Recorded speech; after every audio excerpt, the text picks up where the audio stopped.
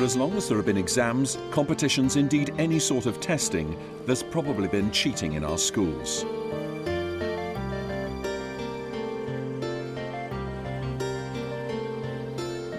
However, according to the Qualifications and Curriculum Authority, the QCA, there's been a large increase in candidate malpractice over the past few years. In 2005, the number of candidates penalised for malpractice or cheating increased by around 27% on the previous year.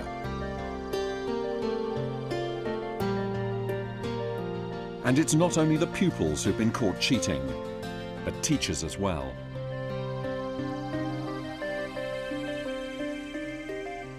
There's helping a student, and then there's doing it for them. You're going past a child and you can see that they've done something completely wrong and it's out of character, and you think, oh my goodness, if only... I think if it had just been left to my abilities, I probably wouldn't have done as well. Cheating kind of for some people is their only way, and I can understand why some people would cheat because there's so much pressure to get good grades and get the 5 A stars to C's you need. But there is also the issue that we are really moving towards payment by results. I think the real cheating that's going on is that generation after generation of children are being cheated of a real liberal education. We should never ask why people cheat. We should ask why they don't cheat, because cheating works.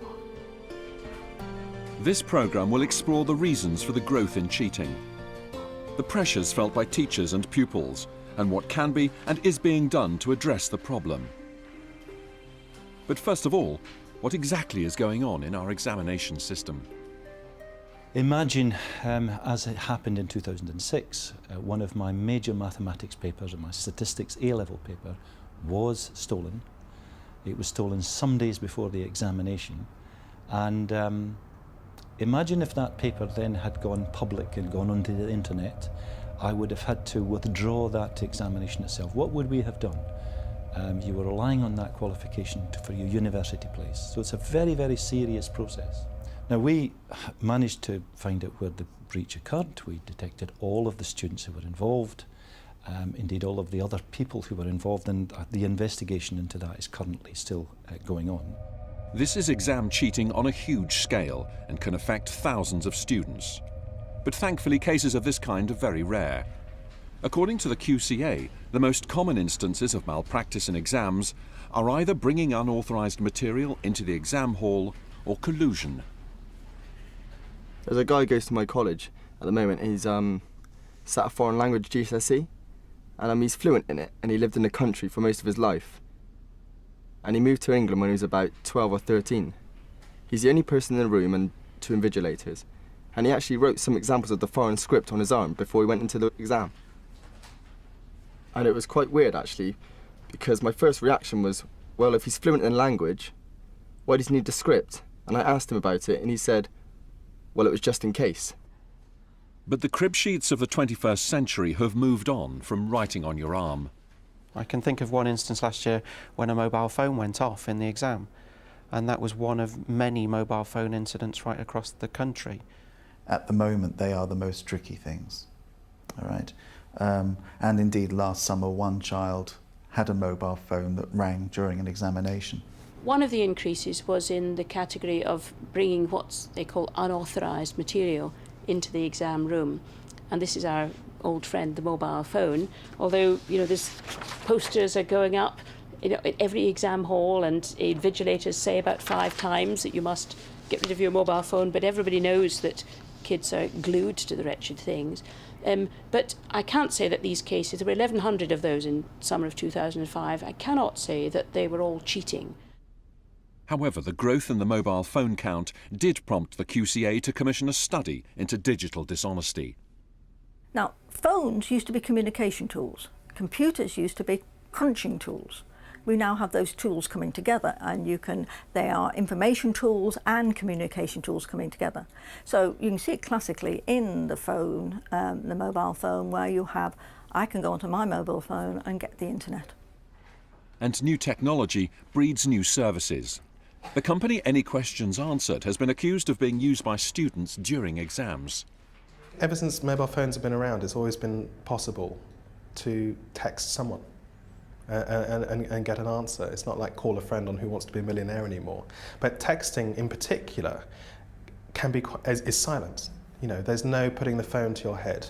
You can text underneath the desk. You can have your phone on silent. Yeah, I mean, I think the difference between texting mate and texting us is we've got 650 trained, skilled adult researchers with access to a wealth of information, as opposed to their friend who may just be sitting in front of an internet. So I can understand why some people may want to cheat texting us. I don't condone it in any way, but it's not something that we're able to prevent before it happens. We haven't really been taking data as long as both the Americans have. They've got a long history of data, which is why a lot's been drawn from them. We also haven't had the sort of rather dramatic cases that we've seen in some places like in the Far East, where whole exams have had to be cancelled because of the level of cheating, and where arrests have been made. So we don't have that. Ours is, to a large extent, is on a much more minor scale. So if Professor Underwood is correct, there would seem to be little cause for concern over the examination system in this country. However, the exam hall is not the only place where assessment takes place to determine students' grades. For many pupils in many subjects, the coursework they do will have a bigger impact on their final result. Digital technologies have made cheating easier. You might say that it's made it more egalitarian. It used to be, cheating used to be the prerogative of the people that could afford to buy it. Like if your mum could afford to buy the Encyclopedia Britannica, you could copy lots of stuff out of that. Now with digital technologies, you can go on the web and everybody can do it. So everybody's on a fair and level playing field. But we don't want to encourage that sort of behaviour. In our guidance for teachers, we suggest things that teachers could look out for example, in the first bits of coursework or the early work that people submit. For example, if you talk about text, you could have suddenly a change of style or a different typeface, or suddenly American spelling comes popping in, or something that doesn't look, particularly the teachers familiar with the work of the candidate, just doesn't look like the kind of thing they normally do.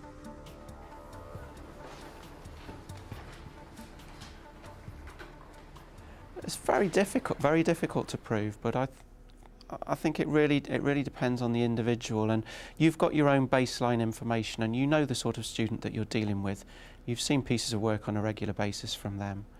And often when you ask them questions and they look at you rather vacantly, you do know that something in their coursework hasn't been stated by themselves. My subject's English, so that at A-level students know there are certain set books and they can download essays from internet sites, and teachers just have to Google in, you can Google in a title, you can Google in phrases from the essays, and you can then discover if cheating's been going on. There's another aspect to malpractice in coursework, one that is perhaps more difficult for teachers to address. With certain subjects, the teachers really did give back essays more times than perhaps they should have. They made lots of suggestions, wrote down specially in foreign languages, words to include, where to place them, how to reformat the work, so they did really structure some of my essays. I think if it had just been left to my ability, I probably wouldn't have done as well. For some students, because they find coursework so difficult, they do need support through it. How much support you give them, how much your support is right or wrong, well, who can say? I had a physics teacher who, when we were doing our coursework, he practically just wrote it out for us and left in the gaps where we had to put in, like, the numbers for their experiments or important words, and the whole classes were the same. I think you would know if you had 30 essays back which all read exactly the same, you'd gone too far in helping and supporting. I knew an art teacher who I had who used to, the good art students, he used to sit by them and he used to actually do a lot of the drawings for them to make their piece better. It was only the A grade students. He wanted to push them up to an A star and then, well, that's the line, he crossed it, when he's actually drawing and painting for them. I think it is a very difficult line to draw, and I think with students who you know could do better, there is the desire to give them as much help as you feel they need to get where you think they should be. So perhaps using frameworks that means that they are writing the right sort of things, and whether that is cheating or not, I'm not sure. I don't think it happens at this school, but I do. It does happen at other schools. But you do have to say, when you do coursework, how much help they have received. So there is always an element in there where you can actually, own up to the amount of assistance you've given a child. I think it's difficult because the teacher does have to sign for the exam board to say that they do pass it, so it's a matter for the teacher's conscience. They should own up. I personally have never had to deal with that situation, and it would be a difficult one to deal with if it arose. You're saying there is no cheating, the teachers don't see it. I'm saying, where does the definition of cheating come in? And what is one teacher's view of being very helpful and supportive, maybe under the government's guidelines be crossing the line. But what on earth would tempt any teacher to cross that line? I think increasingly the amount of pressure that's put on teachers to deliver exam results and that accountability angle that's been pushed through the league tables means that teachers themselves are very conscious of hitting targets. The pressure on schools now is phenomenal. So Ofsted is driven to a large extent by achievement. Everything flows from that. Because they put it in the papers, and obviously there's a lot of pressure from that, from the head all the way down through heads of departments, that you've got to get 5 A to C's, and the pressure on the teachers there is quite high to find different ways of making sure that they do this, because otherwise, you're hauled over the coals and, why didn't you get this percentage and what have you. We are really moving towards payment by results, and there's no doubt that staff are having to perform well and show that their classes have performed and they've achieved value added in their results in order to achieve the extra additional pay. Especially if there's a student who's very able of doing well and predicted wise they should get high grades, but they're a bit lazy or apathetic and don't actually, strive to achieve those. It could be, I imagine, it's extremely tempting to kind of push in the right direction to get the grades. One person who feels extremely strongly about the current pressures on teachers is ex-teacher, now writer and journalist, Mike McMahon. Well, it depends what you mean by cheating, because if the whole business of education is to produce results, if teachers are encouraged to think that their job is to produce statistical output, then that's what their job is. The whole exam results themselves have become distorted because teachers have got more skillful and better at coaching kids to get through those exams, and the kids are better at it. Whether they know their subject any better is an entirely different matter. I think the real cheating that's going on is that generation after generation of children are being cheated of a real liberal education by governments who want to produce statistics to show that their political judgment is wonderful and right. And since the introduction of examinations into primary schools in the form of SATs, they have joined the same pressurised arena. The head of St White's Primary at Cinderford in the Forest of Dean and Southwest representative of the National Association of Head Teachers is Paul Woodward. You're going past the child and you can see that they've done something completely wrong and it's out of character, and you think, oh my goodness, if only. And that's when the temptation is then to tap on the table or put a rubber by the side of somebody or cough or give them a glare so that they look at it again and rethink. But it is very tempting, but we have to resist those temptations. The introduction of SATs has caused other problems for primary school teachers. Think about a 5-year-old child. What do you want a 5-year-old child to do? You want them to write. So if they copy, that's great. When does the copying turn into plagiarism? At what point do we say? So there's that element. Who do they really know? This is primarily a matter of education and understanding a new ethic. So, for example, very young children are encouraged to work in groups in primary school and to help each other, and particularly bright kids are encouraged to help the ones that find it more difficult. But suddenly, if they're sitting an exam, behold, they're a cheat if they help each other. Well, they have to understand that. We should concentrate on citizenship and how children and people in society can help each other, not just strive to be the best for themselves, but to be the best for everybody. So perhaps it's not surprising that trying to combine testing with the social aspect of primary education can lead to a blurring of the boundaries. Unfortunately, we're obviously disappointed that people are tempted to cheat because that's not the whole point of education, is to get the children to progress as much as they can rather than test scores. So obviously we're disappointed, but in a sense it's understandable that some people feel under pressure to do that because of the government's agenda of trying to get 85% of pupils to be average, which doesn't seem quite right either. But we understand, why people are under pressure. With teachers everywhere feeling increasingly pressurised by league tables and constant testing, what's the QCA's response? I think it's unfair to blame issues about coursework on the league tables, in a sense it's an Aunt Sally for everything. We work as a regulator with our fellow regulators in other countries, and they're all having the same discussions about coursework, about validity, about the internet, about plagiarism, about confidence, about cheating, all of those things, and about the role of teachers and how far they should be involved in assessment. And a lot of those don't have league tables at all. So I think it's a bigger issue, really. Of course, there are lots of pressures on teachers, and I'm not doubting those, including pressures for good results. But I think what we have to do is to support teachers' professionalism in applying the criteria that they're given, and also knowing that the exam boards will be monitoring them, and there'll be that external moderation is quite firm. I've never heard the word profession or professionalism or professional used as often as I did when I was teaching in an inner city comprehensive. And it's a pity, really, because, teachers are no longer treated as professionals. A profession is, or professional person is somebody who has won his spurs or her spurs, somebody who society accepts is somebody with something to give, some expertise, some skills, some knowledge, like a lawyer or a doctor or something like that, and they're respected as being independent. You haven't got people looking over their shoulders all the time checking that they're doing precisely what they're supposed to be doing according to the government, and that's what's happened to teaching. So for all this talk of professionalism, all that's meant by professional is conforming to the rules the government lays down. Now that's not professionalism.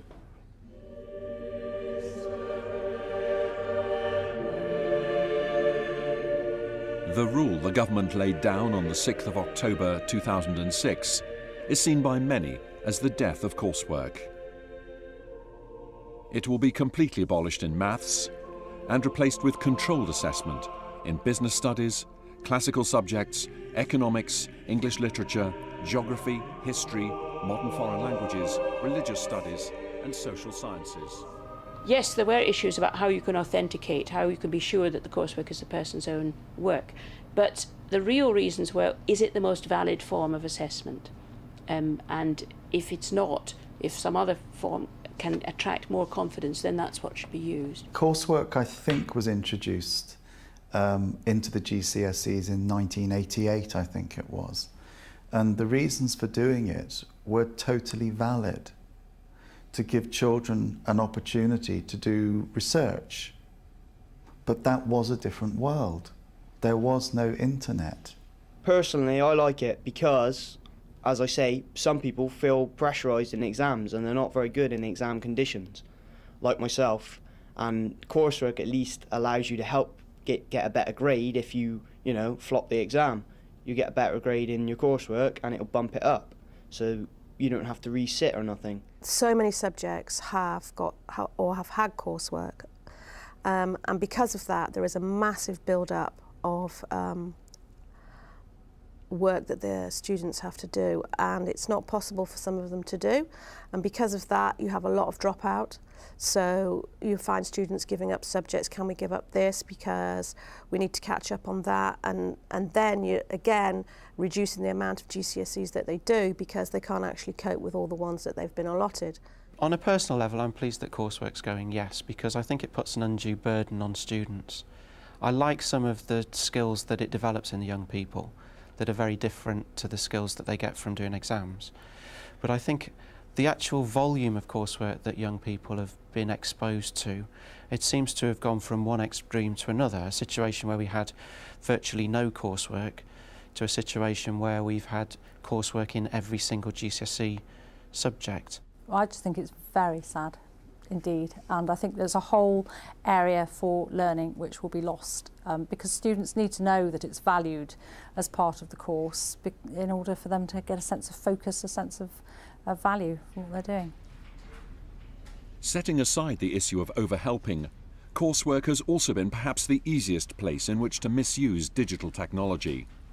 However, once there is no coursework, will we see an inevitable rise in attempts to cheat in controlled exams? You've got some phones which are this small. They can get a lot smaller. You're going to be able to have a mobile phone in your glasses, and you're actually going to be able to read information. You can do it already. Information on the lens of your glasses without anyone else being able to see it. So imagine this scenario. You've got half the kids going into an exam, all wearing glasses. They look quite brand new, quite sparkling, and they're sitting there answering their questions with all the information scanning in front of their eyes that no examiner is, well, an examiner won't be able to spot that. From now on, if you cheat in one of Edexcel's examinations, I'm going to catch you. I'm going to catch you because I'm going to put in place in 2007 an array of new processes that we have been developing during workshops this year and in partnership. For example, I'm going to be able to tell exactly which school or college the paper was actually taken or stolen from. I'm going to be able to tell if your performance was out of line with expectations or your performance on the papers that you didn't cheat on. The software that I have will actually pick that up. Edexcel now digitizes all student papers. We pick up